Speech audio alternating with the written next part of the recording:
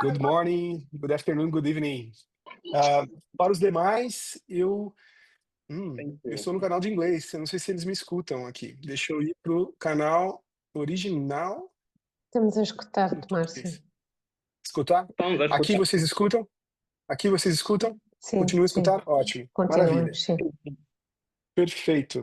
É, eu não sei se alguém for pro canal original vai me escutar. Bom, eu estou no canal em português. Muito bem, muito bem-vindo, muito bem-vinda. Bom dia, boa tarde e boa noite mais uma vez. Estamos aqui reunidos nesse webinar, nosso terceiro webinar, dessa iniciativa de webinars para países de língua portuguesa, não só países, né, mas territórios de língua portuguesa, que nem todos os territórios que falam português estão em países de língua portuguesa, como a China, por exemplo.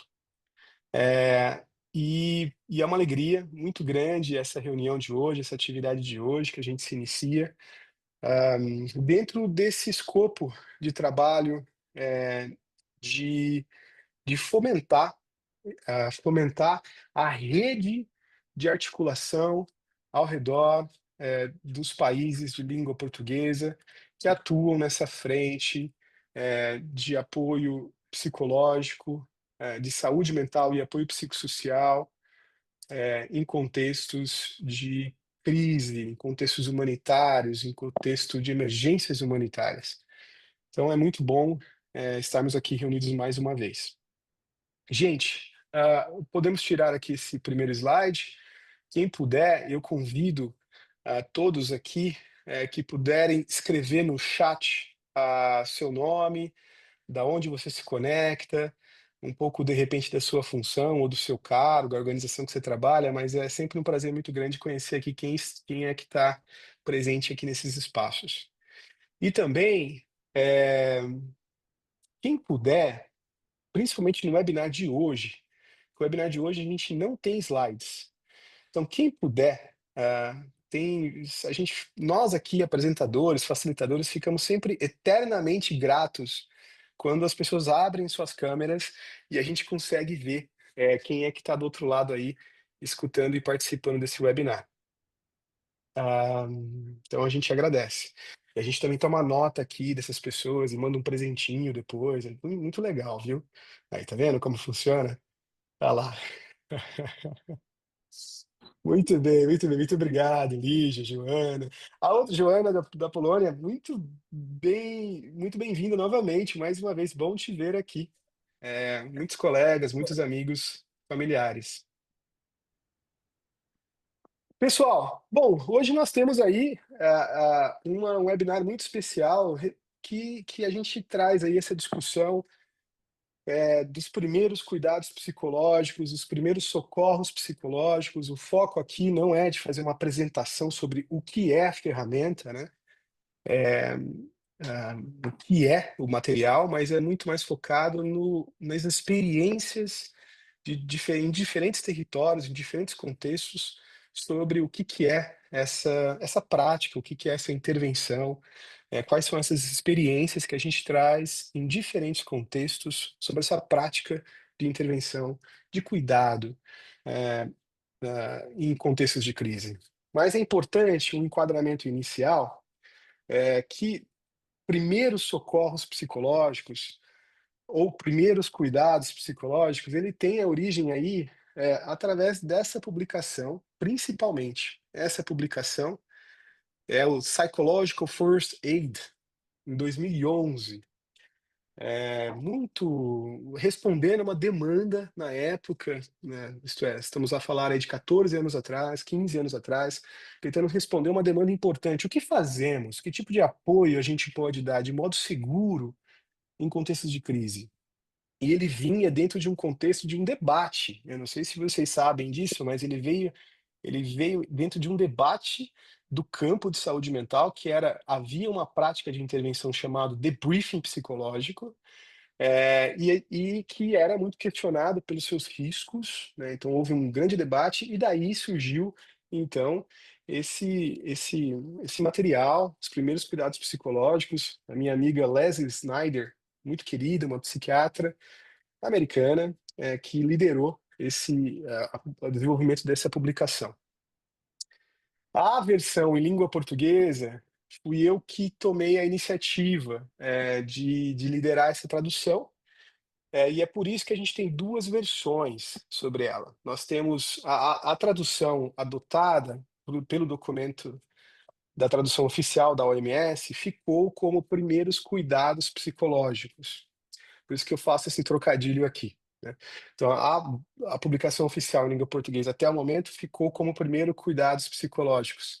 E houve vamos dizer assim, naquela altura, faz muito tempo, a primeira publicação de tradução de língua portuguesa de um material da OMS, do grupo IESC, tivemos outras em sequência, mas naquele momento, houve um debate entre pares, de como traduzir o título, né. Então isso não foi uma escolha aleatória ou uma escolha, simplesmente do tradutor, né. Houve uma discussão entre pares de como fazer né, e houve um debate, os socorros como uma ideia emergencista e reduzir intencionalmente a ideia emergencista dos primeiros cuidados psicológicos para trazer naquele lugar a ideia do cuidado, né. Então houve ali uma interpretação, eh, cultural e contextual da tradução, né. Mas, como naquela altura a gente ainda não tinha o canal que nós temos hoje em dia tão forte entre os países de língua portuguesas nas traduções, acabou tendo uma segunda tradução, uma prática, principalmente pela Cruz Vermelha Portuguesa, de que se adotou primeiros socorros psicológicos. Então, fora praticamente do Brasil, a maioria dos contextos utiliza primeiros socorros psicológicos. Então esse é um pouco do contexto, né. A Sônia Cunha hoje, está aqui conosco, é uma das nossas parceiríssimas aí nesse processo de harmonização, dos nossas publicações em língua das nossas traduções, de materiais do AESC, dos materiais de língua inglesa, para o contexto dos territórios de língua portuguesa. A gente tem um esforço aí de fazer uma tradução só, que consiga contemplar os diversos contextos de língua portuguesa. Isso é intencional, né, por várias razões, administração de recursos, limitação de recursos. Alguma vez ou outra, nós fazemos uma tradução específica para cada contexto quando ele fala com beneficiários diretamente. Então, assim, primeiros cuidados psicológicos, primeiros socorros psicológicos foi um grande boom quando ele ocorreu. Ele teve vamos dizer, ele criou uma popularidade impressionante. Então, assim, ninguém imaginava, a própria Leslie, ela conta isso várias vezes, que ela foi para o Japão, ela foi para os Emirados Árabes, como que se popularizou, eh, os primeiros cuidados psicológicos. Então teve respondeu de alguma forma a uma demanda muito importante.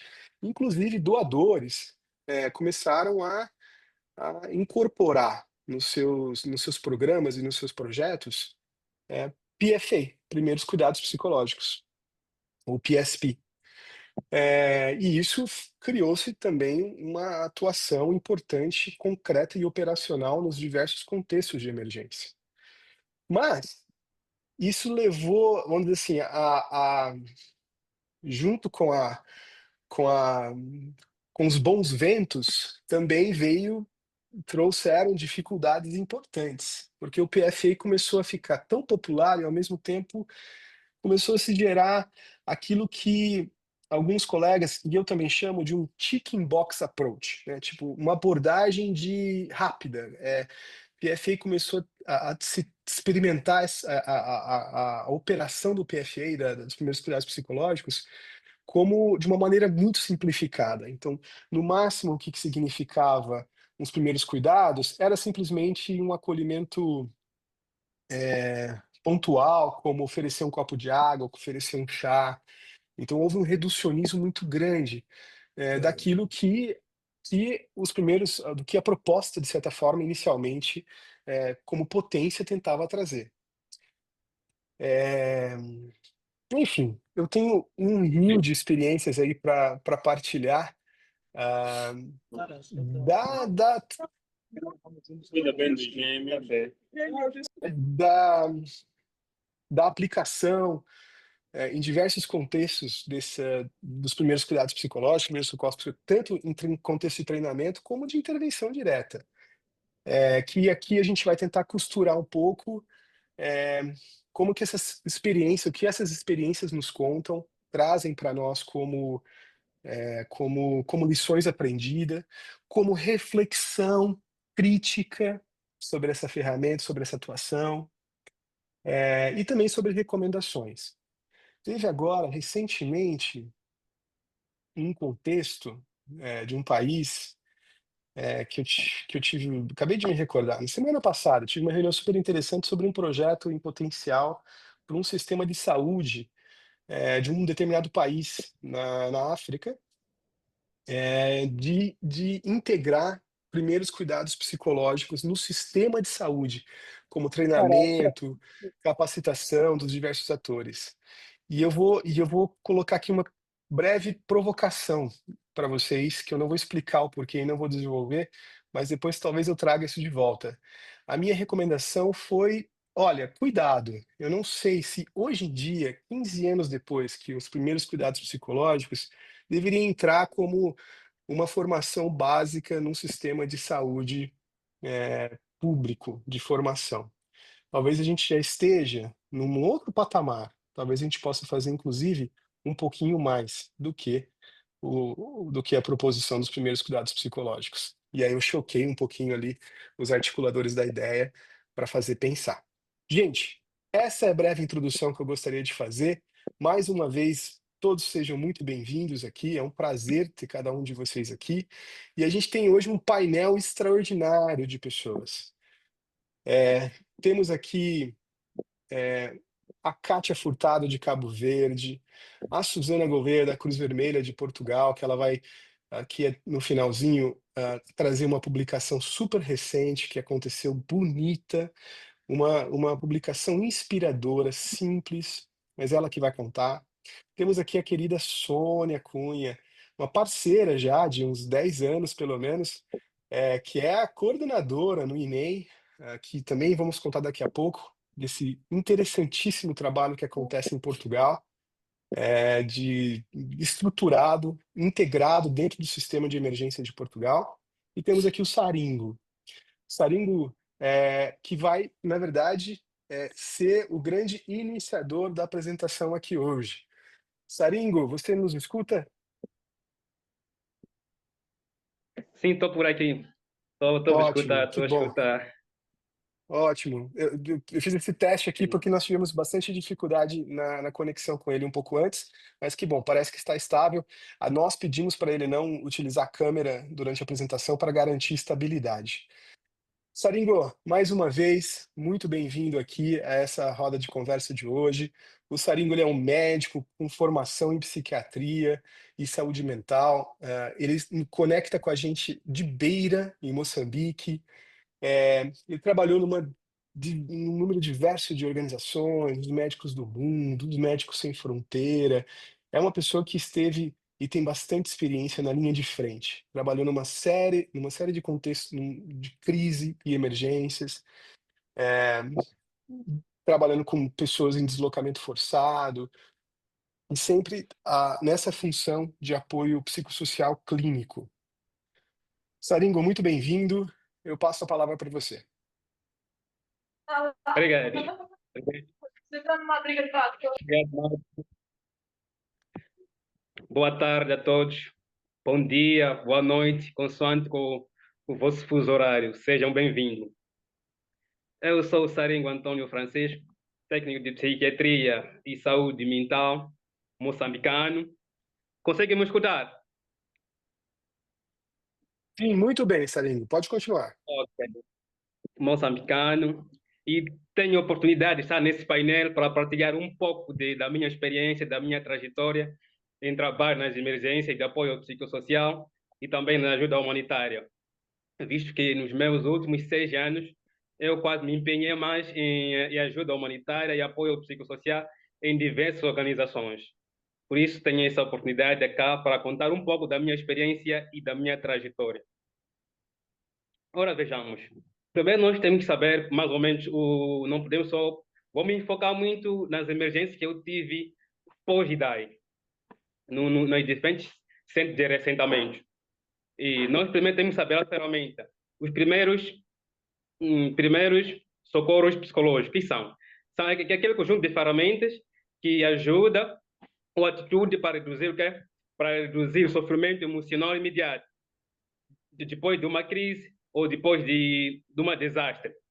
E antes de mais nada, vou pedir desculpa, porque na minha câmera não está a suportar, por isso mesmo o Márcio foi claro que tem que desligar a câmera só para conseguir me ouvir lá desse lado.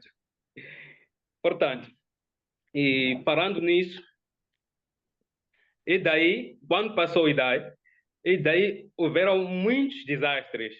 Milhares de pessoas perderam familiares, centenas de pessoas perderam abrigos, infraestruturas públicas, tanto privados, foram desastradas. Então, teve a organização, a minha organização nesse caso, com o governo local e outros parceiros, tivemos que reunir condições e traçar medidas para conter esse tipo de desastre, porque havia muito sofrimento emocional. Então, foi graças a essa união de todos. Primeiro, nós tivemos que fazer uma intervenção de ajuda e apoio imediato, não invasivo, mas com o objetivo de aliviar o sofrimento emocional, no âmbito nos princípios de proteger, confortar, conectar e informar. Porque nós sabemos, depois de uma catástrofe, depois da crise, acontecem muitas coisas emocionais. Portanto, essas pessoas precisam de ser confortadas. Essas pessoas precisam de ser acolhidas. E também houve como posso falar, a organização, o plano de ação para podermos conter essa crise dos primeiros psicológicos.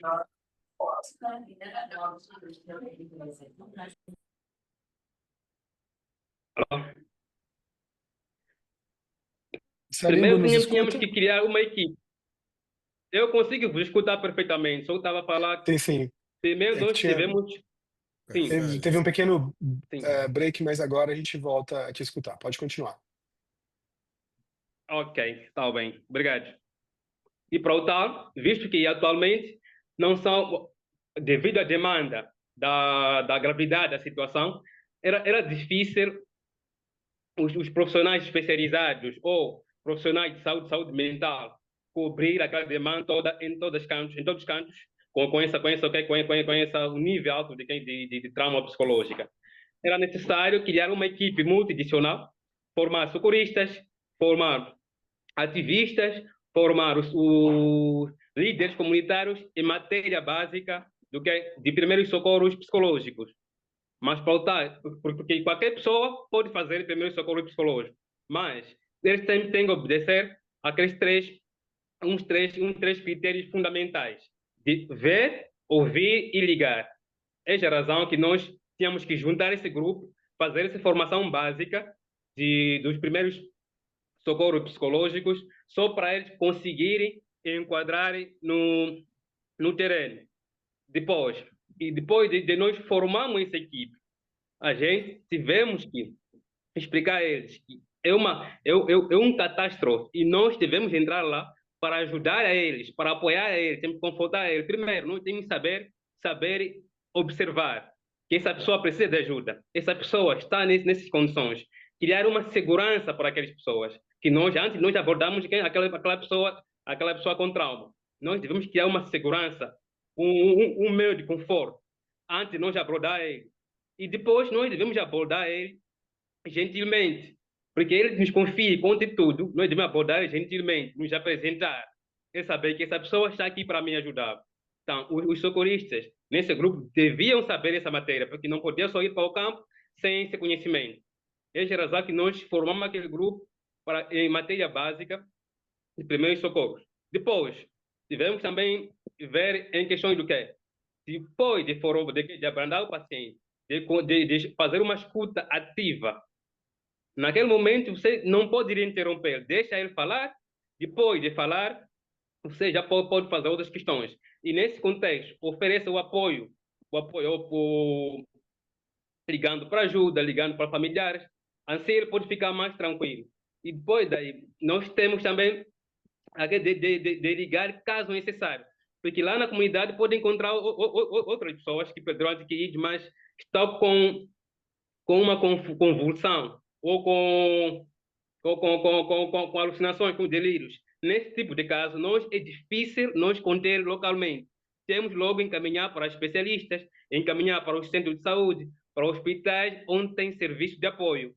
Então, os ativistas, os socorristas, os líderes comunitários que iam para a comunidade fazer esse trabalho, deviam saber esse componente todo, para eles lá preparados para saber o que vai encontrar lá na comunidade. E também uma outra causa, uma questão mais importante também nós devemos abordar é quando é sobre questões religiosas, questões culturais e hábitos naquela comunidade. Como que posso me comunicar com aquela comunidade? Como que eu posso me apresentar naquela comunidade para que eu possa ajudar? Então, foram umas formas que nós adotamos para conseguirmos entrar naquelas comunidades. Mas, depois de toda esse mecanismo, essa formação toda, e felizmente, tivemos uma boa resposta, apesar não era fácil nos primeiros dias, não era fácil mesmo, por quê? Porque muitas pessoas não sabiam o que fazer e a maioria das organizações, a maioria dos só estavam focados nos reassentamentos, esquecendo dos bairros circunvizinhos. Então, aí também foi uma das barreiras, vias de acesso para bairros circunvizinhos, porque não tínhamos como ir para outros bairros, não tínhamos como os meios de acesso estavam escassos. Então, foi uma das barreiras que nós constatamos no terreno naquele momento. Constatamos naquele momento. Uma das outras barreiras é qual? Apesar, depois da passagem do ciclone, depois daquela catástrofe, muitas pessoas perderam os seus documentos de identificação pessoal, que também ia ajudar muito para fazer o registro, para a recepção de alimentos. Então, foi também uma das barreiras que nos impediu muito, mas graças a Deus conseguimos superar. Uma das barreiras foi qual? Uma das barreiras foi sobre a culturas linguísticas, visto que depois de passar aquela catástrofe, muitas comunidades afetadas, era difícil de eles mesmos apoiar entre eles. Então, acabando de vir outras pessoas de outros pontos do país, outros do exterior, que estavam intervindo naquela ajuda humanitária, e a linguagem não era aquela que a comunidade fala. Então, foi uma também das barreiras que nos impediu muito. Mas, felizmente, tivemos um bom resultado. E até agora, nesse momento, estou a falar nesse momento aqui, tem um grupo que está na comunidade que faz aquela escuta ativa, vendo aqueles casos esporádicos. Não são todos os casos que estão a 100% bem, mas aqueles casos esporádicos, circunvizinhos que também estão a fazer visitas domiciliares e, constatando um caso, e referenciando para postos de saúde. Depois das emergências, passou-se a fazer esse segmento de rotineira. Desculpa, vi uma mão levantada, não sei se posso responder. É a minha, Saringo. Oh, Mas pode concluir. ok. Então, estava a dizer que depois daquela formação toda, depois de contermos aquela situação de estresse psicológico, e continuamos a fazer o segmento daqueles casos, marcar nova consulta, a segunda, terceira assunto, consulta, ir também nas comunidades, fazer a escuta nas líderes comunitários, formar mais líderes comunitários para também estar atento à população, porque não é fácil passar daquela catástrofe e pessoas estarem bem. Então, foi uma das experiências adquiridas durante esse tempo, durante esse tempo das emergências, e acredito que foi uma boa experiência. Foi uma boa experiência. E Para não me alongar muito por causa do tempo também, só agradecer a vossa presença e a atenção de me escutar. E para qualquer questão, estou aqui desse lado para poder ajudar. Muitíssimo obrigado, Saringo, trazendo questões tão importantes, a questão da integração comprometida com todo o aspecto cultural, com o repertório cultural local, como quase um ritual de início fundamental. Obrigado por trazer essa lembrança e essa experiência, e também essa de que você mencionou, tantas organizações chegam e trabalham com foco na infraestrutura de resposta, e por vezes acham que a questão emocional, a questão psicológica, ela acaba sendo periférica ou secundária. Quantas vezes? Agora mudou. Acho que hoje em dia não precisamos tanto defender essa ideia. Mas nesses 20 anos aí de casa, nesse percurso, no início eu lembrava que muito do meu tempo era tentar, convencer, lidar com os tomadores de decisão da importância desse tipo de cuidado, né. Quantas vezes eu escutei a expressão: "Ah, mas isso é a abordagem fluffy", né, tipo a abordagem soft, né. Eh, então tinha esses termos pejorativos para falar sobre essa dimensão que, na verdade, hoje a gente fala até mesmo que é uma dimensão eh, life saving, né, de salvar vidas, inclusive em contexto de crise. E nesse sentido, falar de salvar vidas, temos aqui a melhor entrada, a melhor ponte para trazer a minha querida amiga Sônia Cunha, que já tem aí 20 anos de casa, pelo menos, no Centro de Apoio Psicológico e de Intervenção em Crise do Instituto Nacional de Emergências Médicas de Portugal. A Sônia já tem aí 10 anos que ela é a responsável nacional. Então temos aqui talvez a maior autoridade de Portugal, com tantas experiências, de tantas reflexões, e nós estamos muito honrados aqui com a sua presença e disponibilidade, Sônia. Eu passo aqui agora a palavra para você. A honra é totalmente minha. Muito obrigada por este convite, por esta oportunidade de partilhar estas reflexões com todos vós. É de facto um privilégio e uma grande alegria poder estar convosco. Parabéns, Márcio, a Ana, pelo trabalho que têm feito na promoção da saúde mental, dos primeiros socorros psicológicos, e nomeadamente e especialmente este percurso nos países lusófonos. É louvável este trabalho e permitir-nos estarmos todos hoje aqui a falar em português, em diferentes latitudes, e a poder dizer bom dia, boa tarde, boa noite a todos que nos unimos por esta língua. Portanto, parabéns a vocês, é de facto um grande privilégio estar convosco. Sim, é verdade, e estava a ouvir o Márcio, meu querido amigo Márcio, a falar de 20 anos de viagem aqui na saúde mental, em particular na crise e na emergência. Também em Portugal já contamos com 20 anos neste caminho, e estava a ouvi-lo sobre o desbravar terreno. E é um bocadinho isso que temos feito ao longo destes anos, no fundo, breaking rocks, ao longo deste tempo, e desmistificar a saúde mental, a intervenção nestes contextos de crise e de emergência, porque efetivamente há esta ideia pré-concebida de que o salvar vidas e as equipas médicas são os atores, únicos atores nestes contextos, e efetivamente a saúde mental tem sido mais preterida, apesar de cada vez mais estar na ordem do dia, e isso deve-se a iniciativas como esta hoje, como o vosso trabalho, como o Manual de Primeiros Socorros Psicológicos, que foi publicado e veio trazer de facto aqui para o mundo a importância de olharmos para os primeiros socorros psicológicos. Nós usamos um bocadinho esse paralelismo, que no fundo é precisamente no ponto de vista da saúde mental, os primeiros socorros psicológicos são um pouco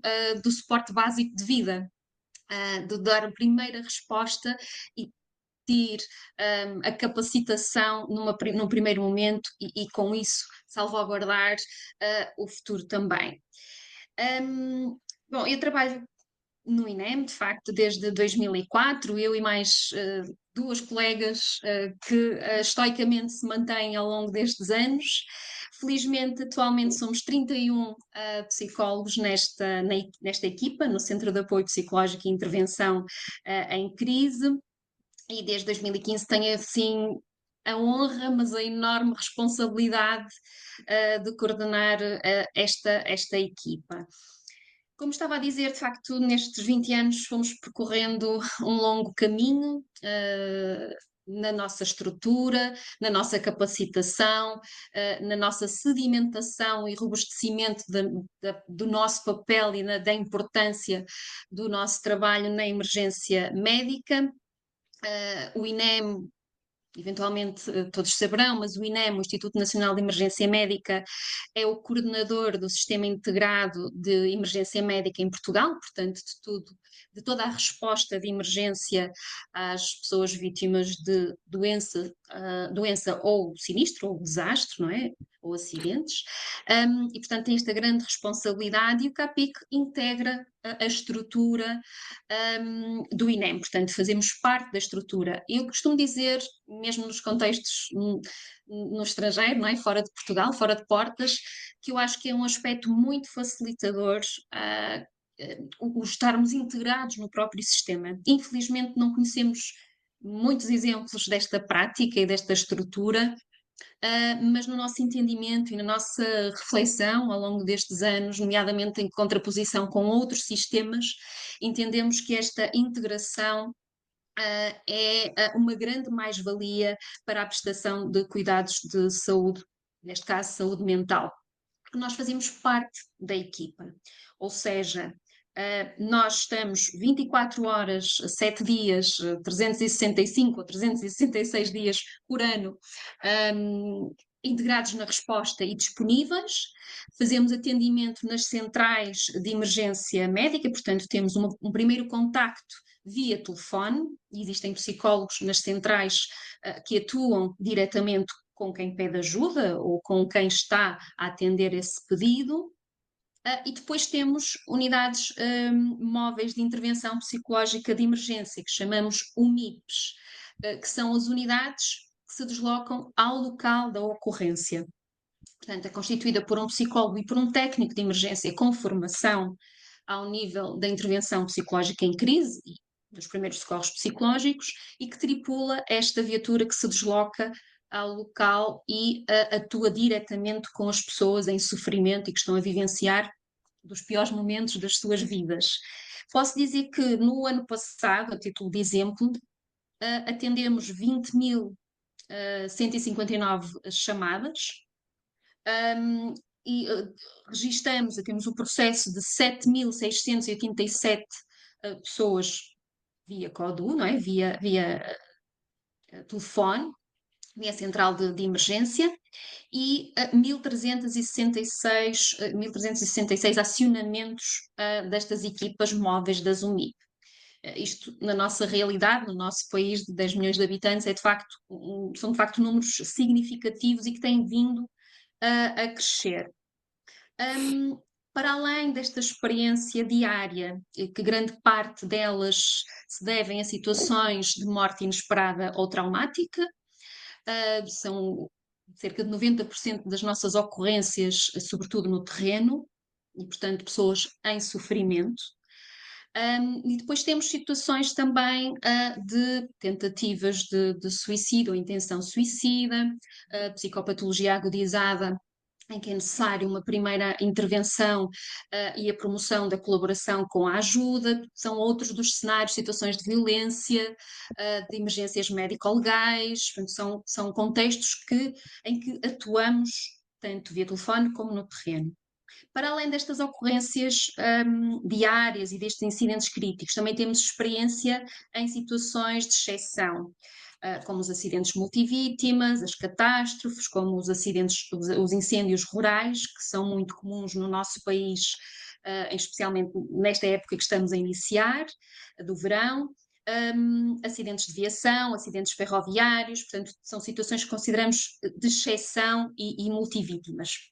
Para além disso, temos também a integração no EMT português, ou seja, no Emergency Medical Team, que é uma certificação da OMS, que certifica equipas profissionais de saúde e que garantem cuidados de saúde a populações que são afetadas por catástrofes, surtos, emergências mais complexas, no sentido de dar suporte aos cuidados de saúde locais. E, portanto, o psicólogo no EMT português, que foi certificado em 2019 e recertificado em 2024, no contexto português, integra um psicólogo na equipa que é projetada, mas também tem o apoio terra da equipa de psicólogos. E aqui o nosso objetivo é o apoio à equipa, portanto, privilegiamos também o cuidado com a nossa equipa, com as nossas equipas, mas também prestar apoio à comunidade, sempre em articulação com os serviços locais, e aqui sublinhar, colocar a florescente tudo aquilo que o Saringo disse, tendo em conta também os aspectos culturais, o respeito pelas comunidades locais e aspectos culturais, porque também é algo que também nos preocupa, e aqui nestas missões temos em atenção, portanto é sempre em articulação com os cuidados locais. Para além desta atividade, são também desígnios do CAPIC, o acompanhamento dos profissionais, dos operacionais de emergência, e a formação aos operacionais. Portanto, a formação também é algo que privilegiamos e que é um dos grandes pilares da nossa atividade. Com base naquilo que é a nossa experiência que eu descrevi, e acreditando também, como o Márcio e o Sarinho já referiram, na necessidade da promoção da resposta humanizada, com responsabilidade e ajustada às necessidades daqueles que estão em sofrimento, percebemos que era crucial investirmos numa formação mais dirigida e mais especializada em primeiros socorros psicológicos. E, portanto, no ano passado desenvolvemos esse produto pedagógico, esse curso, destinados aos nossos profissionais do INEM, mas também em resposta a inúmeros pedidos que nos têm chegado de várias instituições de saúde, instituições de ensino, municípios, portanto, câmaras municipais, no sentido de promoverem, de capacitarem os teus profissionais neste âmbito, e temos dado essa resposta criando este curso, no fundo. Este curso tem a duração de 7 horas, e pretendemos porque advogamos esta necessidade da disseminação também dos primeiros socorros psicológicos, e não exclusivo dos profissionais de saúde mental, e, portanto, promovemos aqui os conhecimentos teóricos, mas, sobretudo, as competências mais práticas que permitam cuidados e uma resposta mais humanizada a quem está em sofrimento. Isto tudo sem nunca esquecer, nomeadamente neste curso é muito focado também, de que estamos a dar resposta aos outros e a apoiar no sofrimento, mas nunca podemos descurar a nossa saúde, de quem cuida. E, portanto, temos aqui também esta componente do autocuidado e da promoção do autocuidado.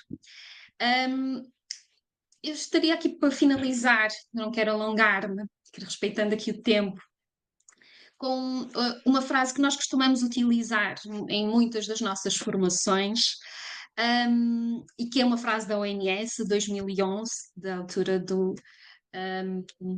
dos primeiros socorros psicológicos, né, e que vem advogar aqui também este contexto, esta formação, este conhecimento, e que é: quando coisas terríveis acontecem nas nossas comunidades, países e no mundo, queremos estender a mão para ajudar aqueles que foram afetados. Portanto, aqui esta humanização, este cuidado, este dirigir ao outro, e que nós privilegiamos muito.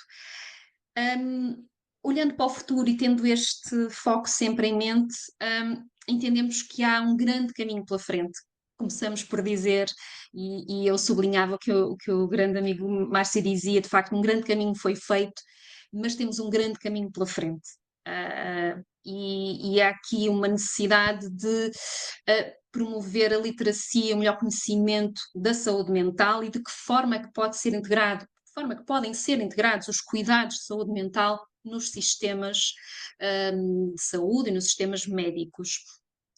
Eu estive num encontro da OMS, precisamente sobre os EMTs, recentemente, e um encontro mundial em que de facto estavam presentes algumas palestras, algumas manifestações de saúde mental, e isso é fundamental e muito me satisfez constatar isso, que estavam presentes, o tema está lá, há relevância, mas ainda falta muito em perceber como concretizar.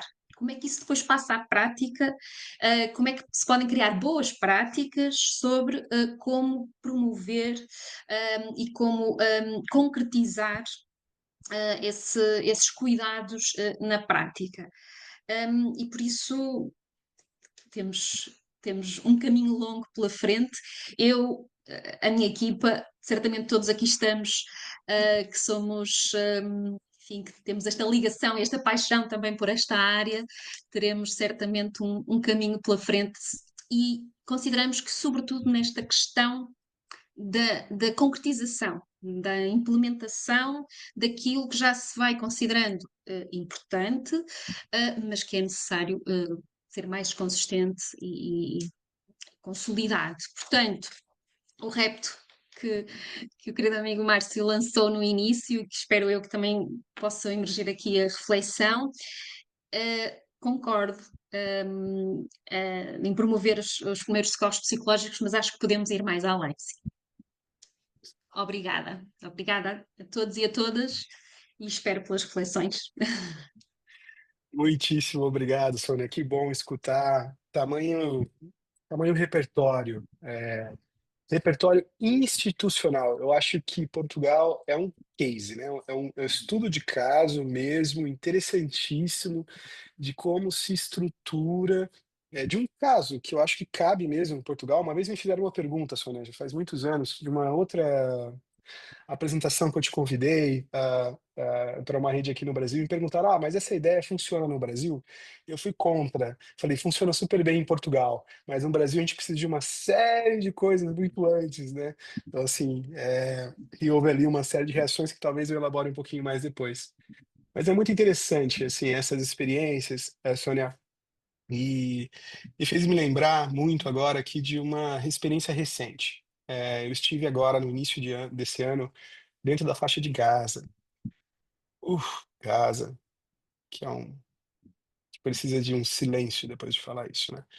Eh, mas a experiência que me veio, a memória que me veio muito forte foi, eu atuei dentro de uma organização que tem um hospital de campo, né, montado para atender as vítimas. E eu fiquei muito impressionado de que havia ali um protocolo de emergência, emergência significando, naquele contexto significa de risco muito grande. E naquele momento, todo o staff não essencial, ele é evacuado daquela zona e vai para um bunker de segurança, né, uma área de segurança específica. E só fica o staff essencial, basicamente quem está ali com os pacientes. E eu fiquei impressionado de descobrir que as pessoas que atuavam nessa intervenção de primeiros cuidados psicológicos, primeiros socorros psicológicos, foram colocados como essencial. Essencial porque viu o valor e a importância no manejo daquele momento de crise tão intensa como um contexto daquele. Eu fiquei impressionado de ver isso. Em 20 anos atrás, a gente nunca, jamais teria uma situação daquela parecida em qualquer lugar do mundo, praticamente. E aqui, então, vamos para Cabo Verde. Aqui em Cabo Verde nós temos uma colega, Kátia Furtado, que passou pelo Brasil, pelo Ceará, e que hoje ela atua no Instituto Cabo-Verdiano de Igualdade e Equidade de Gênero, com foco na prevenção da violência baseada de gênero e no apoio psicossocial para as mulheres, meninas, homens e rapazes em situação de vulnerabilidade.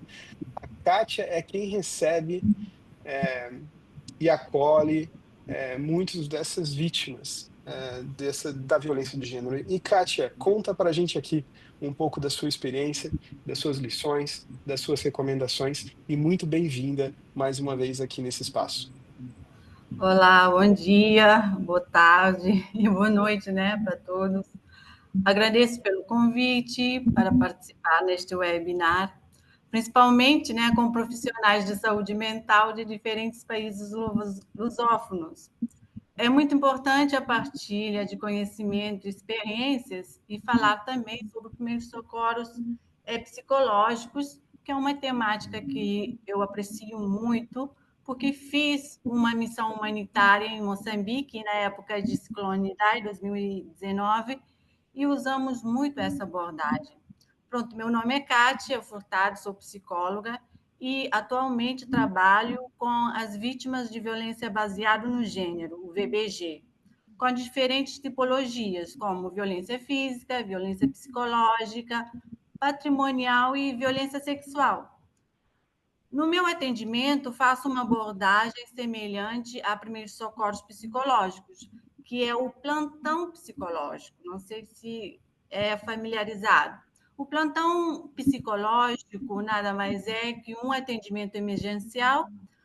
Ela pode demorar cerca de 3 horas e é na hora que a pessoa procura o atendimento e tem apenas 3 retornos. Mas no meu caso, eu fico com as pessoas até elas se estabilizar emocionalmente, que também não é diferente de primeiros socorros psicológicos. Assim, quem pode ser os plantonistas, né? São profissionais de saúde mental que podem estar em diferentes setores: educação, saúde, hospital, esquadras de polícia, instituições, né, que podem oferecer esse atendimento de imediato, sem que a pessoa, né, passe pela fila de espera.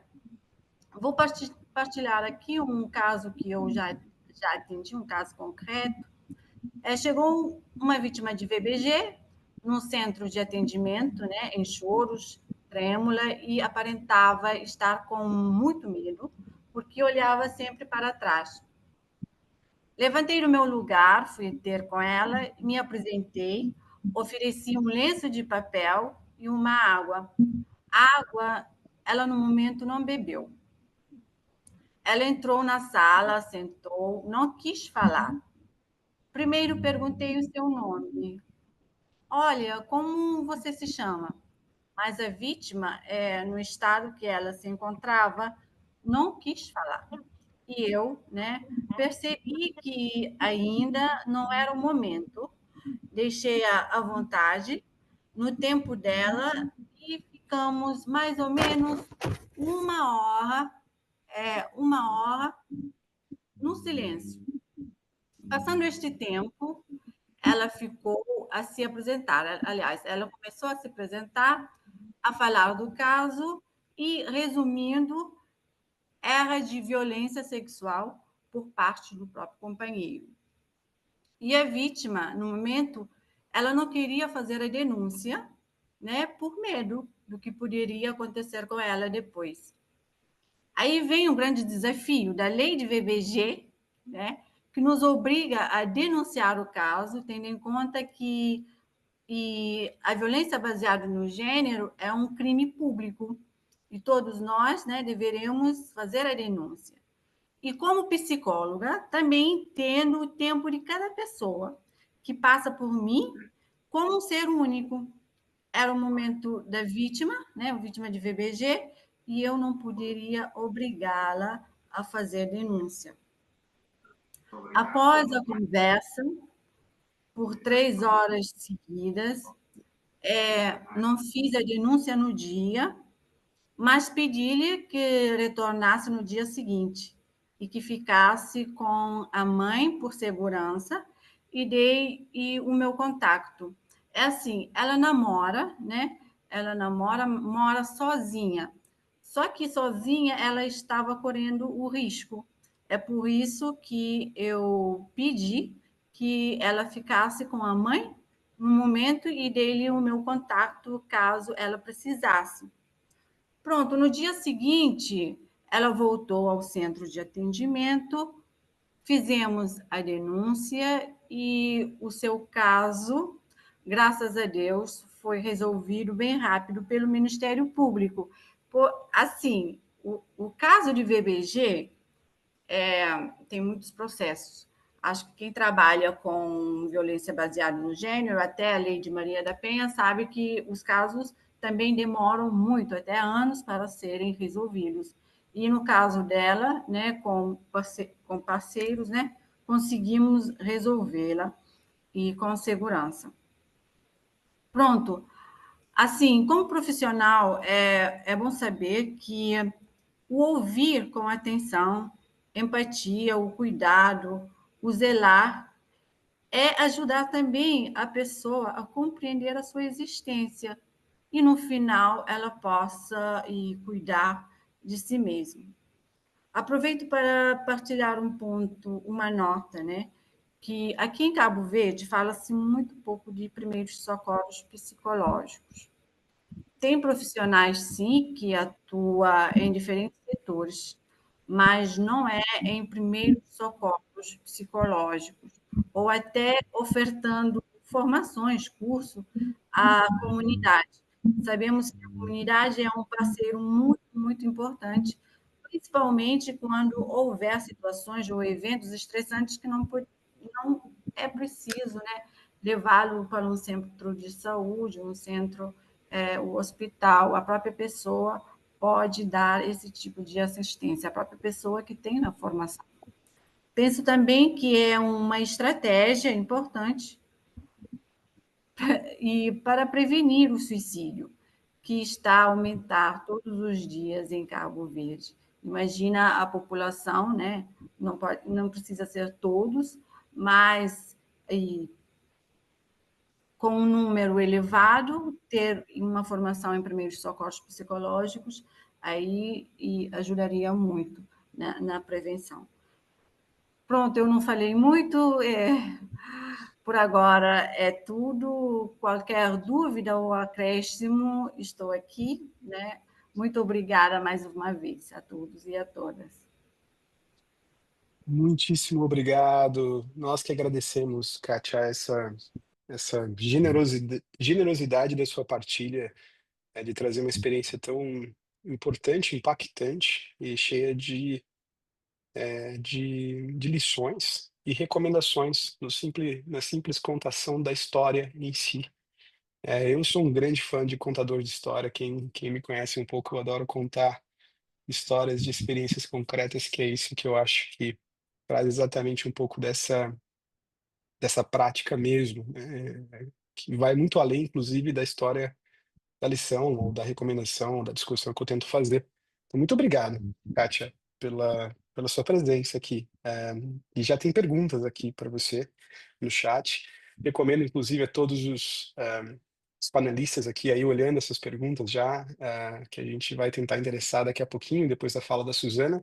E recomendo que as pessoas que quiserem uma contribuição, algum comentário ou pergunta, coloquem no chat também, em português ou em inglês. E daqui, gente, nós vamos para a Suzana Gouveia. A Suzana, ela tem aí muito tempo de experiência na Cruz Vermelha na Cruz Vermelha Portuguesa.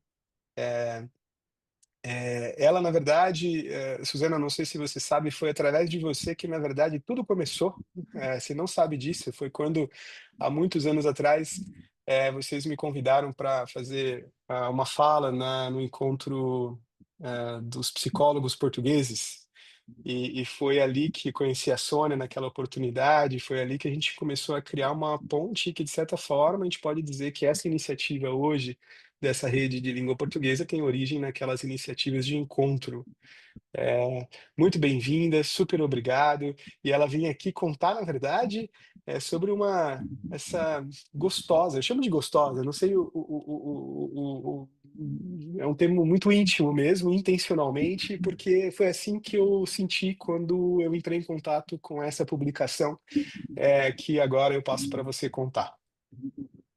Obrigada, Márcia, e bom dia a todos e a todas. Bom dia, boa noite, boa tarde.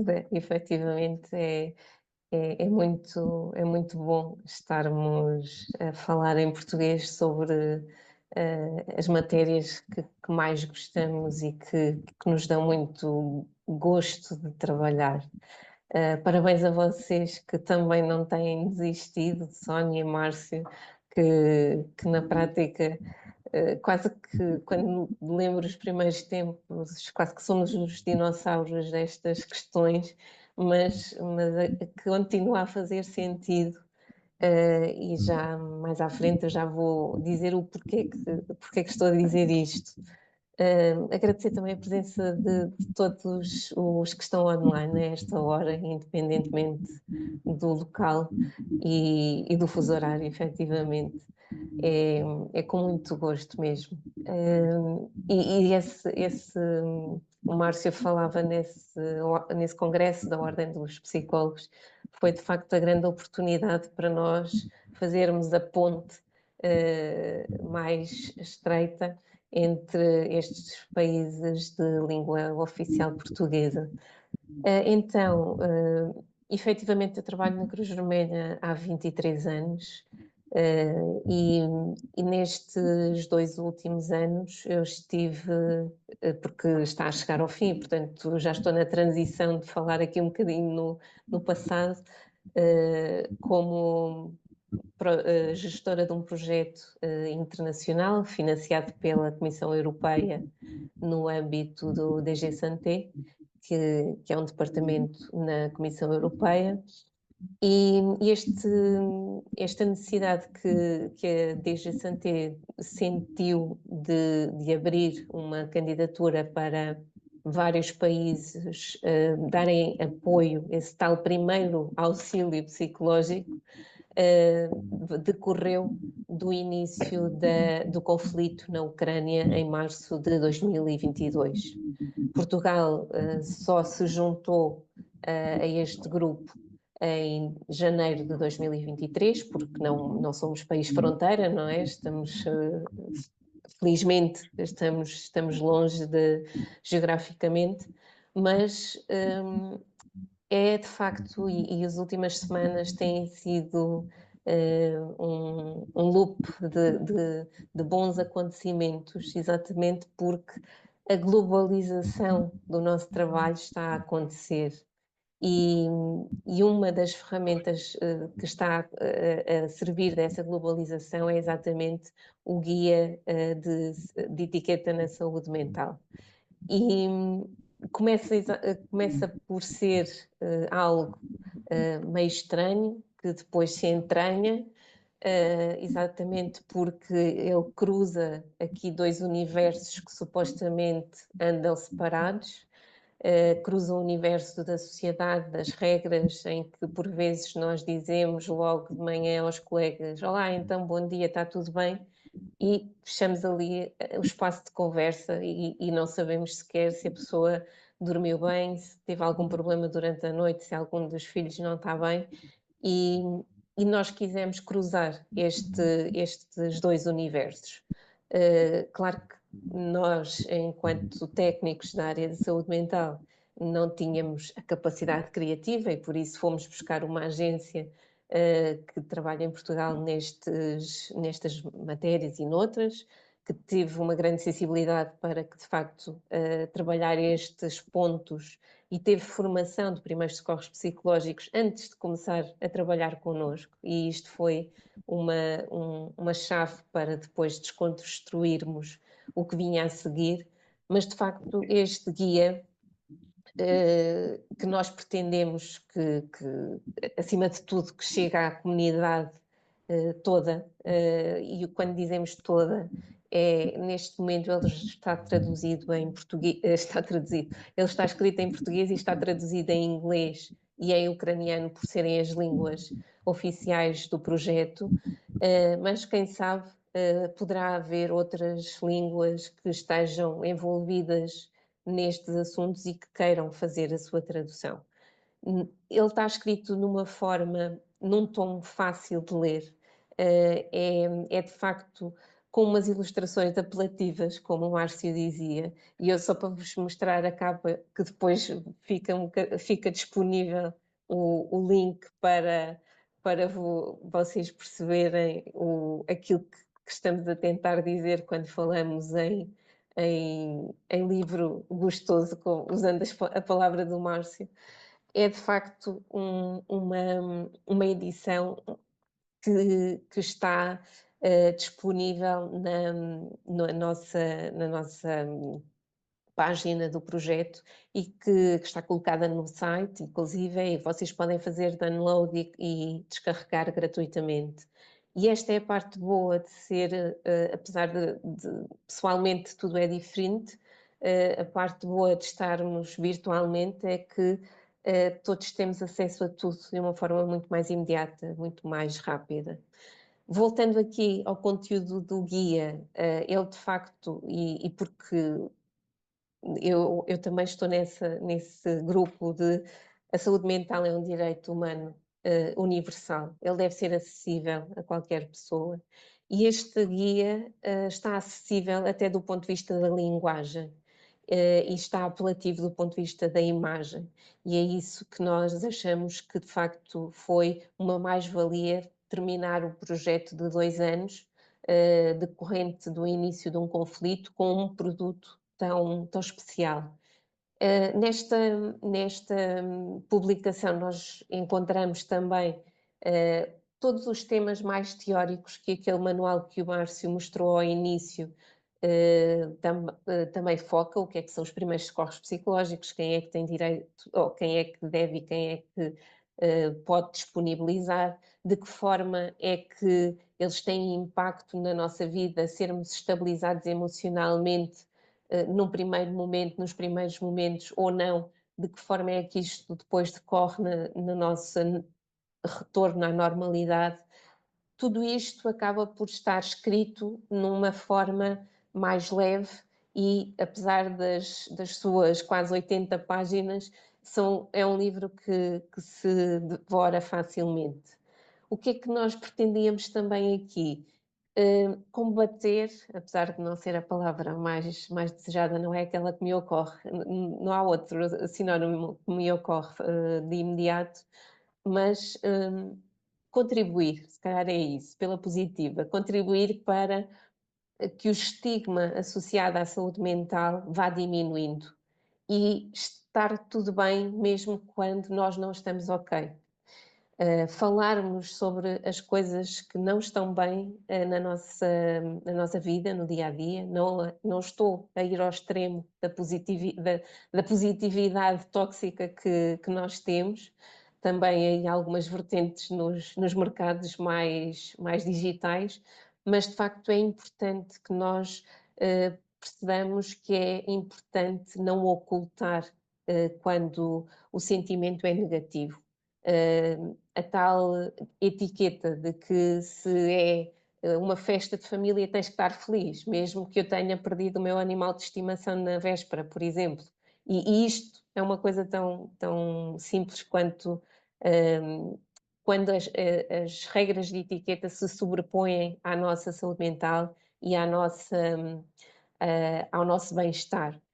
Por isso também sentimos que e na altura eu lembro-me perfeitamente de ter ouvido uma entrevista ao diretor-geral da Organização Mundial de Saúde em 2020, em plena pandemia, e ele dizia: atenção, porque após a pandemia da Covid-19 vamos ter a pandemia da saúde mental. E não é mais do que verdade aquilo que está a acontecer. Nós cada vez mais temos dificuldades em lidar com a frustração, temos fugas para a frente na tentativa de resolução de problemas porque antes não falámos sobre eles. O facto de às vezes não se valorizar um mal-estar que pode chegar a uma depressão pós-parto é algo que também é uma realidade. E este guia, puxando agora, e porque falei na depressão pós-parto, este guia traz-nos isto mesmo, traz-nos um bónus, como costumo dizer, é que no final de cada capítulo técnico, ainda que escrito de tom mais leve, nós encontramos testemunhos de figuras públicas portuguesas, portuguesas e não só, porque o Márcio também lá tem um capítulo, o Ars Stefan, que é nosso Technical Advisor do Mental Health and Psychosocial Support, International Hub também tem um capítulo e, e na prática esta ligação, mais uma vez, com as pessoas que são figuras públicas, mas que têm episódios para nos contar sobre aquilo que já viveram, e o Márcio escreveu uma crónica vinda exatamente do território de Gaza, que foi assim um boom no sentido positivo por ser tão negativo, mas reconstruído de uma forma tão interessante. E temos de facto essa possibilidade. E este guia tem essa versatilidade. Ele passa pelas bases do que é que são primeiros socorros psicológicos, a definição, para quem é que é útil, de que forma é que nós podemos arranjar estratégias de autocuidado, ou seja, tornar os primeiros socorros psicológicos acessíveis, humanizar aquilo que nós estamos a fazer. E, por último, e para não me alongar mais, porque penso que quando nós estamos a falar de coisas que gostamos, temos tendência a nos esquecer do tempo, ainda que os sinais se façam sentir, ao visualizar neste caso. É interessante também aqui o exemplo de Gaza, que o Márcio falou, sobre o pessoal não essencial estar no ground zero, estar no espaço, na zona negra, como dizem os militares, ou seja, o pessoal não essencial deve estar salvaguardado. É curioso, ou não, que aquilo que aconteceu em Gaza, Márcio, está também a acontecer na Ucrânia. Os nossos colegas da Guarda Nacional Republicana receberam formação nossa, no abrigo deste projeto e da parceria que temos com a Guarda Nacional Republicana, e através desta capacitação de primeiros socorros psicológicos, através do tal modelo da Organização Mundial de Saúde, ver, ouvir e ligar, look, listen and link, eles estão a terminar uma missão de capacitação de 60 law enforcement agencies que estão no terreno na Ucrânia. E se há um ano atrás eles capacitaram pessoas que estão, os first responders, que vão para a linha da frente, neste momento eles já estão numa outra tipologia de intervenção, que é de facto preparar os próprios agências que estão na Ucrânia implementados com estas ferramentas, com este know-how internacionalmente reconhecido, para que possam depois conseguir fazer a ponte para a estabilização para quem vai para o terreno. Ou seja, como a Sónia dizia, a equivalência, a equiparação, melhor dizendo, entre os primeiros socorros de natureza física e os primeiros socorros psicológicos devem andar a par e, portanto, o facto do pessoal não essencial começar a considerar os psicólogos como, como pessoas importantes para estarem naquele momento da primeira estabilização é, de facto, uma verdade, e começamos a ver essa verdade a acontecer nestes cenários hostis que encontramos cada vez mais, infelizmente, por todo o mundo. Não quero esticar muito mais, Márcio teria muito mais para dizer, mas obviamente respeitando aqui o tempo e aquilo também que é o espaço para questões que possam surgir, estarei ao vosso dispor, e obrigada pelo vosso tempo, pela vossa organização destes webinars em língua portuguesa, de vários meridianos e paralelos, e portanto obrigada por isso tudo. Muito obrigado, Suzana, por esse compromisso, inclusive essa agenda, né?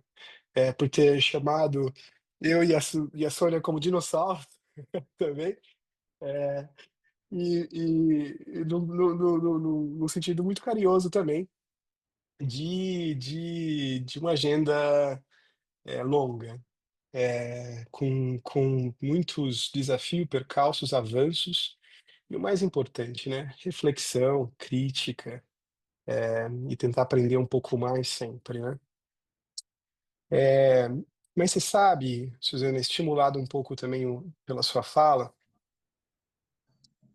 E é uma pergunta que, se couber, eu vou trazer para vocês também, como um ponto de debate. Eu acho que tem aí um avanço importante na agenda de saúde mental e apoio psicossocial, ou até mesmo quase que personificada na, na disseminação dos primeiros socorros psicológicos, que é esse convite ou essa possibilidade, ou se a gente quiser avançar até um pouco mais em uma reflexão um pouco mais crítica, como uma agenda de descolonizar a saúde mental dos profissionais de saúde mental, né.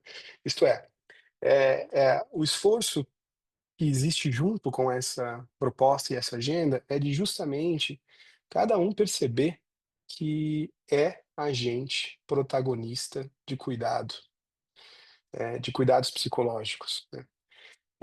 Então, em alguns contextos, eu percebo essa, por exemplo, né, já que acabei trazendo a experiência de Gaza e ela teve aí uma ressonância, ali é um enquadramento muito específico, né? Você está dentro de um espaço de saúde estabelecido, não é qualquer um que entra, não é qualquer um que está lá numa função. Então, ali eu entendo também um espaço específico de uma pessoa responsável por essa função de cuidado também. Mas, ao mesmo tempo, eu penso no inverso, né, e o risco do inverso, que é o quê?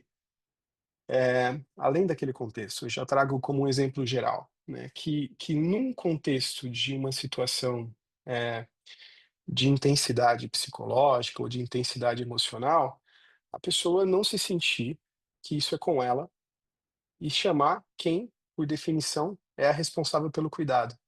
Então acaba tendo um efeito ali de: "Ah, isso não é comigo". Chorar, se emocionar, isso não é comigo, isso é com o psicólogo, né, isso é com, a pessoa treinada para isso, para o profissional de saúde mental. E essa desconstrução, eu acho que ela tem uma vontade política, inclusive, muito importante, de justamente cada um se perceber com essa capacidade, com habilidades desse cuidado e como esse cuidado se transforma, porque aí cada um se percebe que, nesse lugar de cuidado, psicológico, de cuidado emocional, que não precisa necessariamente passar por um curso inteiro. Então eu acho que essa é uma conquista que o campo tem trazido, mas ao mesmo tempo ainda existe isso como debate, em muitos contextos, né. O lugar e a responsabilidade desse cuidado tem que ser da figura do profissional, de saúde mental e não de outros, né. E isso acontece em diferentes contextos. Aí eu queria ouvir um pouquinho da experiência de vocês depois. Mas antes disso, nós temos aqui algumas perguntas. Sônia, você teve aqui uma série de perguntas sobre, como que as pessoas podem fazer esse curso, oportunidades de estágio, e tem a pergunta aqui da Joana, ela diz que não domina a língua portuguesa, mas ela está enganada, ela fala super bem e escreve super bem. E ela quer saber que se existe alguma agenda de cooperação, de formação também com outros serviços, isto é, com os bombeiros, polícia, segurança, né. Sim, obrigada pela pergunta. E na verdade aqui a nossa querida Susana também já abordou um pouco isso ao nível da GNR, que é uma das nossas forças de polícia de Portugal.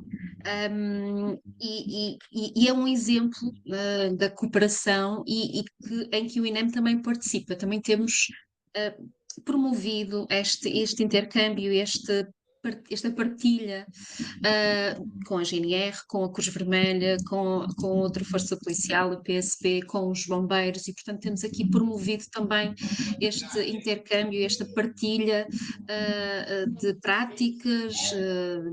práticas alicerçadas na evidência, não é? E é isso que procuramos, e portanto temos partilhado essas práticas e temos feito também esse caminho nesse sentido, nomeadamente, e falava também o Márcio e a Susana da experiência que tivemos na Ordem, e a Ordem dos Psicólogos Portugueses também enfim, tem acompanhado parte deste percurso, tem investido também aqui na intervenção psicológica em crise, em emergência, nomeadamente atribuiu o prémio a esta área da psicologia quase 3 anos atrás, reconhecendo a relevância na sociedade desta área da saúde mental, e foi um impulso também para a promoção da atenção a esta área.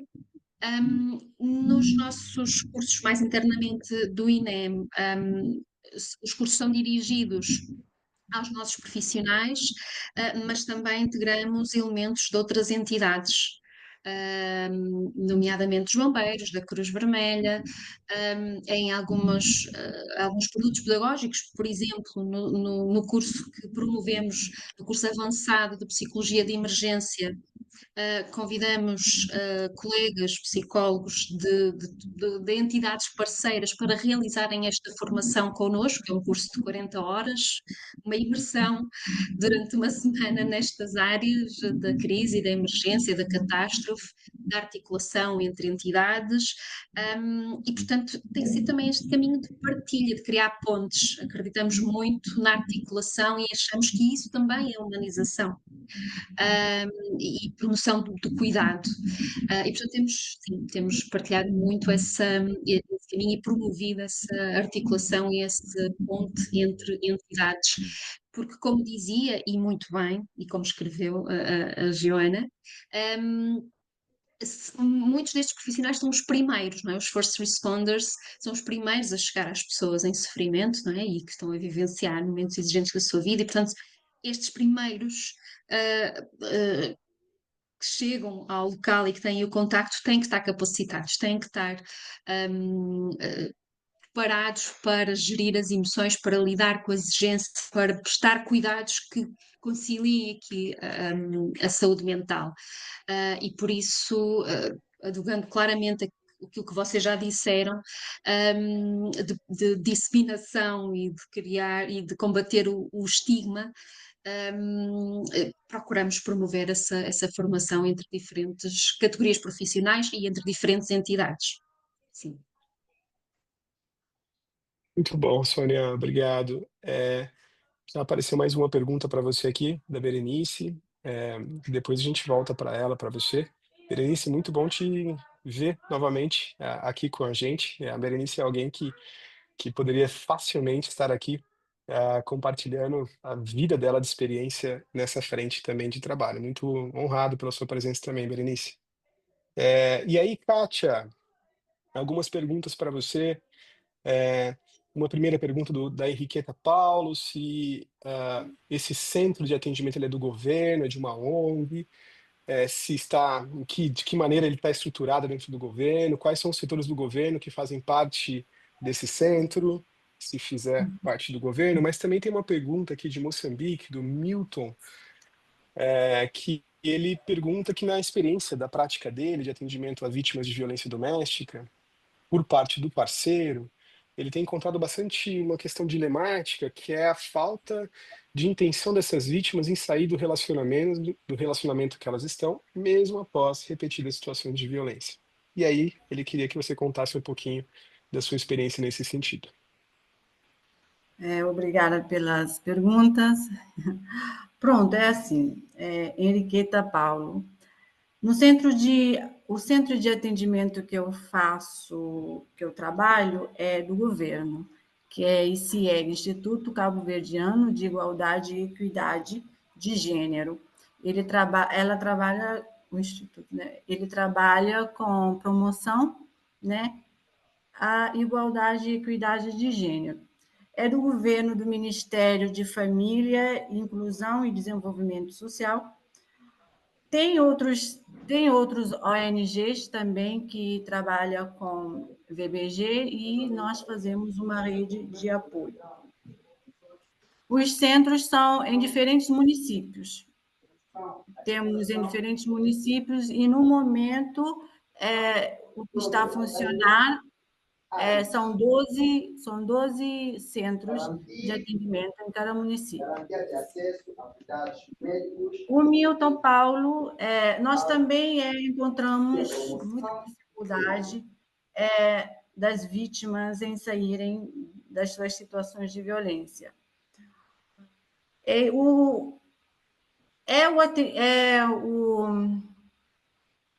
É a dependência emocional ou é a dependência financeira? O que encontramos mais das vítimas não desistirem desse ciclo de violência é a dependência emocional, porque muitos relatos que nós ouvimos é que elas não conseguem ter outro companheiro melhor.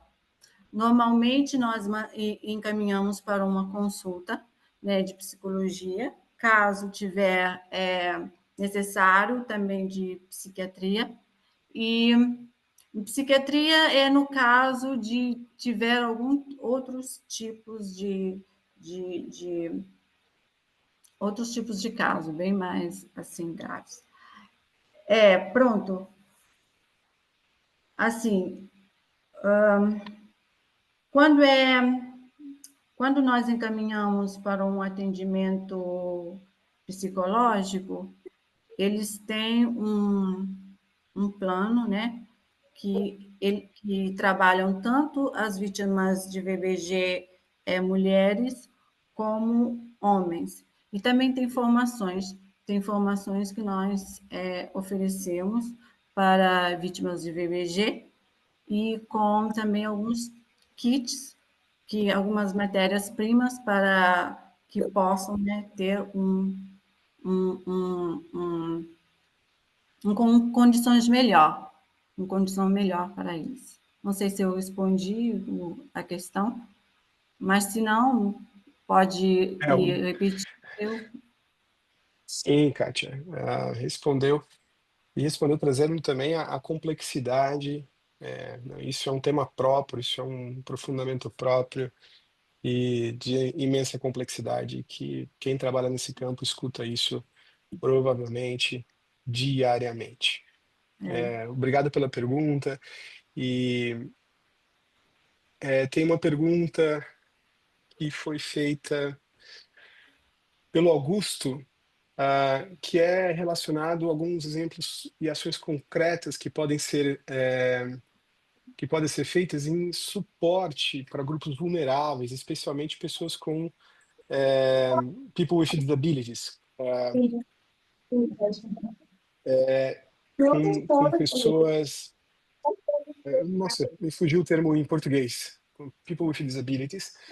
Ele escreveu em inglês a pergunta dele. Com algum Mas tipo de acho. necessidade especial. Isso. Obrigado, Suzana. Obrigado.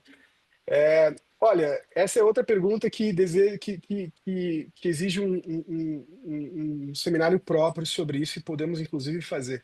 Mas só uma resposta muito rápida aqui, que é exatamente a ideia da associação muito direta de pessoas vulneráveis com pessoas com necessidades especiais, né? Eu acho que do ponto de vista de atenção psicossocial, existe recursos. Hoje existem publicações muito interessantes que debatem exatamente esse tema e depois a gente vai trazer para vocês mandar por e-mail também esse recurso em particular que foi lançado, que trabalha exatamente essa temática, mas acho que um ponto logo de cara que a gente deixa aqui é o aspecto do protagonismo, do envolvimento, de uma perspectiva muito mais de uma participação protagonista e ativa do que um lugar sempre e somente de vulnerabilidade.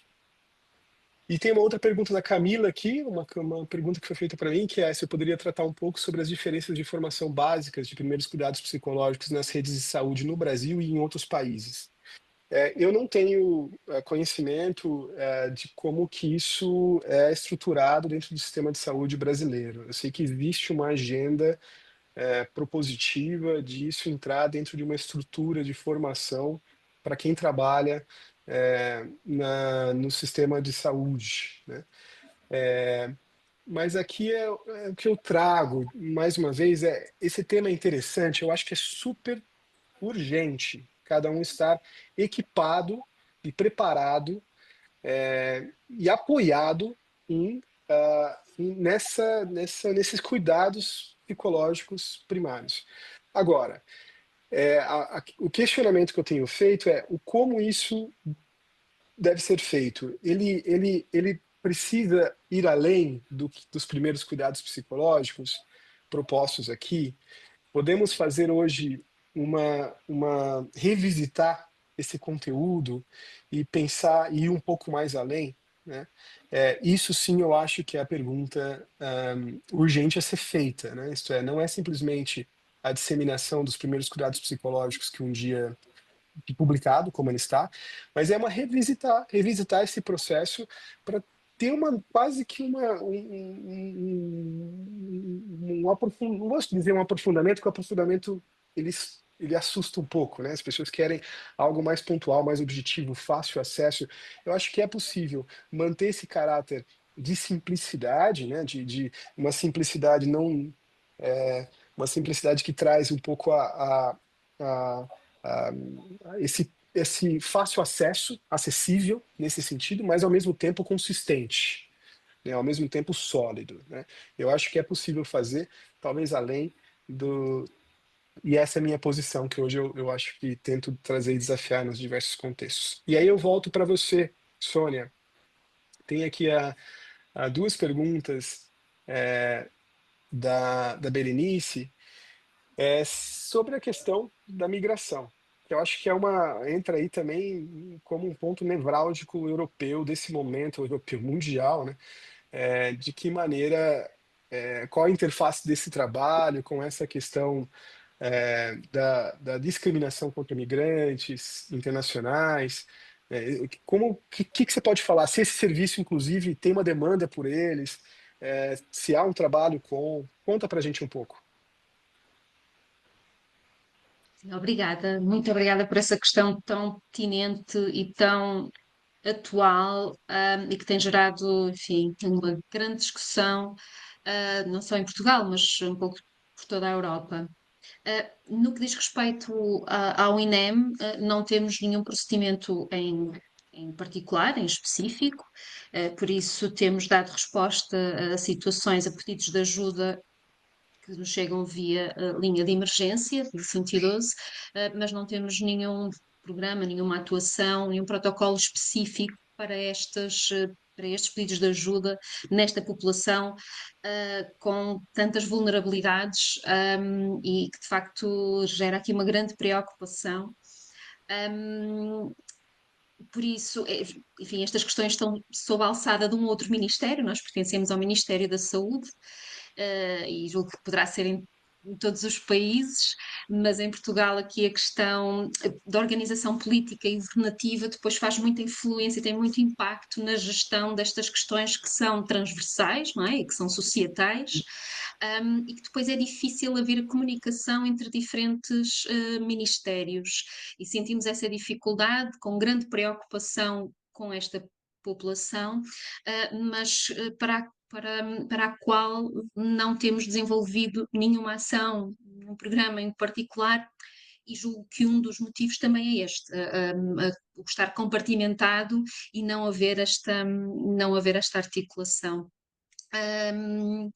Mas, e respondendo também à Berenice, sim, claro que podem pedir ajuda e podem ligar para a linha de emergência e estaremos cá para acolher esse pedido de ajuda desta população e tem-nos chegado situações preocupantes, algumas de limite,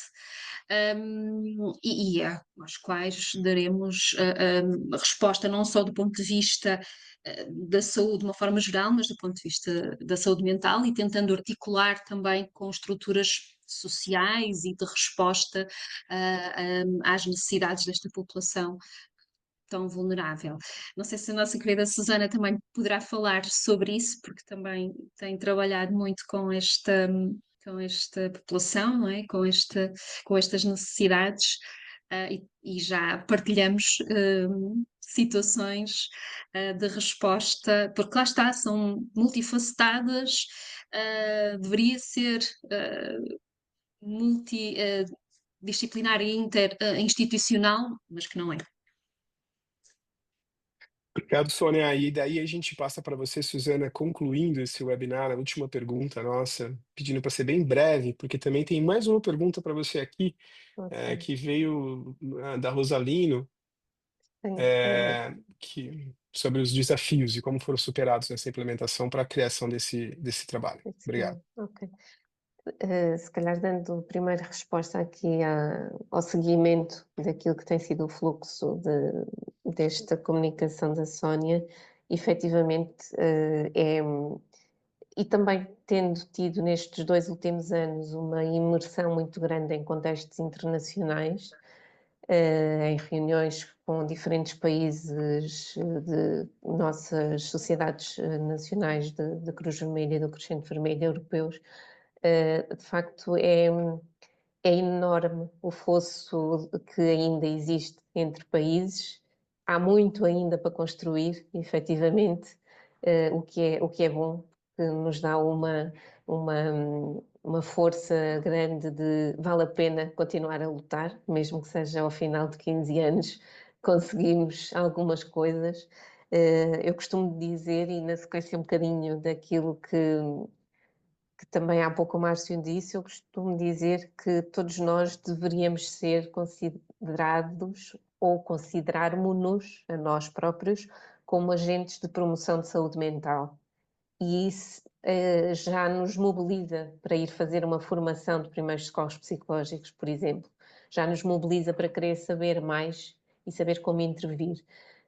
Isto para chegar ao ponto em que a Sónia me largou a bola, que é, de facto, tudo o que tem a ver com estas questões da saúde mental deveria ser considerado, de facto, cross-cultural,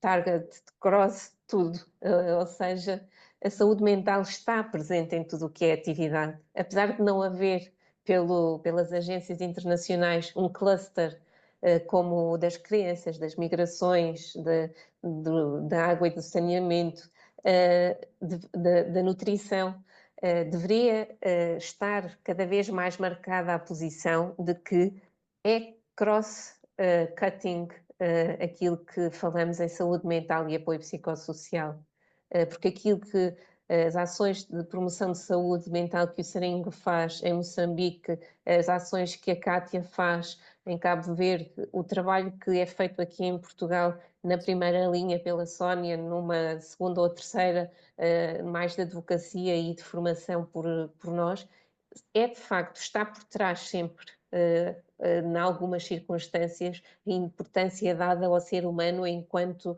ser integral, em que a saúde não é só a ausência de doença, é o bem-estar integral e isto inclui a saúde mental. Tentando aqui fechar com os desafios que de facto nos preenchem e nos preencheram enquanto equipa técnica para desenvolver este guia, tentando dar uma resposta curta, eu coloco apenas o desafio numa palavra: comunicação. Quando a agência de comunicação quis saber o que é que são primeiros socorros psicológicos, há uma abertura da parte daquela empresa, daquelas pessoas, para perceber o que é que vocês estão a falar. E quando há um encontrar de uma linha de palavras, como nós estamos a falar em português e todos nos entendemos muito bem, há de facto aqui a desconstrução de conceitos com muito mais facilidade. E quando nós falamos sobre um evento disruptivo de vida, eles conseguem traduzir isto para uma palavra mais simples, mais associada ao cotidiano, mais acessível a qualquer população.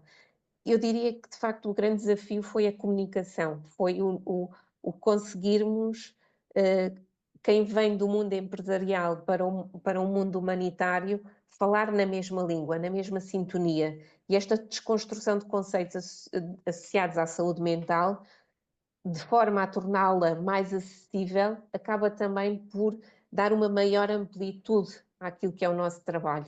Porque se não perceberem do que é que estamos a falar, nunca vão dar importância ao nosso trabalho. E a tal questão de estarmos atrás do pano para as outras organizações e as outras estruturas e os outros clusters continua a funcionar. Portanto, Márcio, aqui estando como representante do IASC, que eu lançaria aqui o desafio de tornar o cross-cutting do MHPSS como algo que de facto merece advocacia nas mais altas e diferentes esferas. E penso que respondi a todos. Muito obrigado, Suzana. Nossa, especialmente, eu diria, para o contexto brasileiro e para o contexto latino-americano, essa, essa modalidade de ter uma abordagem transversal, é, ela é, ela é um desafio ainda, eu diria, na minha opinião, na minha experiência, falando de Brasil, mas eu ouso dizer também falando de América Latina. É difícil, não é um assunto fácil de engajar, na minha opinião também.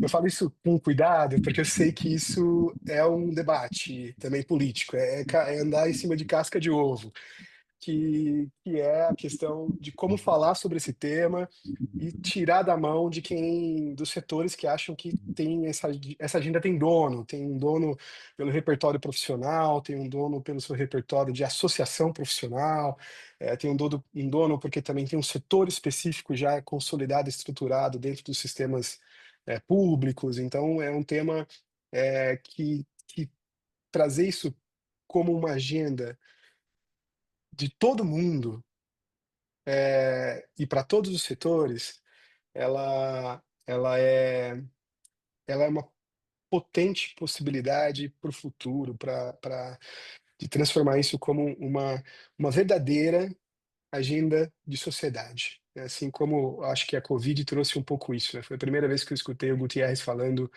o papel da sociedade na saúde mental, e não mais daquele setor, desse setor, daquela profissão ou dessa profissão.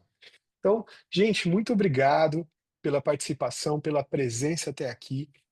Algumas perguntas sobre se esses webinars são recorrentes. Sim, são recorrentes. Esse Help Desk, né, esse sistema de apoio de língua portuguesa, ele é um serviço estruturado, oficial, do Comitê de Interagências das Nações Unidas em Saúde Mental e Apoio Psicossocial. Então nós vamos mandar por e-mail aí tanto a gravação desse webinar para todo mundo que se registrou, com alguns desses documentos, e também alguns links de como fazer parte dessa rede que nós estamos construindo juntos, né? Então, assim, a ideia é justamente cada vez mais nos fortalecermos como uma rede lusófona, né? Eu acho que isso é super importante, super rico e cheio de oportunidades nesse sentido. Vamos parar de falar sobre isso, falar em inglês. Podemos falar inglês. Quem estiver aqui em inglês, não se sinta ofendido com isso. Mas tem uma proposta de ir além, né, do mundo anglo-sônico. Anglo-sônico. Não, parabéns. Um grande abraço para todo mundo e muito obrigado mais uma vez aos panelistas pela gentil apresentação. Obrigada, beijinho. Obrigada. Obrigado, Até tchau. breve. Até breve.